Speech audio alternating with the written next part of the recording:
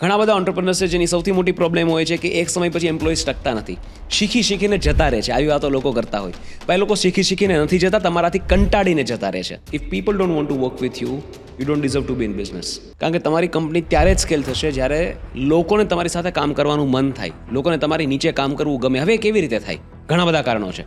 સૌથી પહેલાં તો પીપલ ફોલો વિઝન. જ્યારે ફાઉન્ડર પાસે કોઈ વિઝન જ નથી તો લોકો એવું વિચારે કે ભાઈ હું કયા વિઝનની પાછળ કામ કરું છું, આનો નેક્સ્ટ સ્ટેપ શું છે એને નથી ખબર, તો હું આની પાછળ શું કામ દોડું, હું આની માટે શું કામ કરું. એટલે તમારું vision at any given point of time તમારી ટીમને ખબર હોવી જોઈએ. સૌથી પહેલાં તમારી પાસે વિઝન હોવું જોઈએ કે મારે આ કંપનીને ક્યાં લઈ જવી છે, તો જ લોકો તમારી સાથે કામ કરશે. બીજી વસ્તુ, જ્યારે તમે લોકોને વિઝન બતાવો ત્યારે વિઝનની સાઇઝ એમને ખબર હોવી જોઈએ. વિઝનમાં એમને શું મળશે એ પણ એમને ખબર હોવી જોઈએ. તમને શું લાગે છે કે મોટી કંપનીઝ, મુકેશભાઈ અંબાણીની જો વાત કરીએ, ત્યાં એ એકલા થોડી કંપની ચલાવે છે.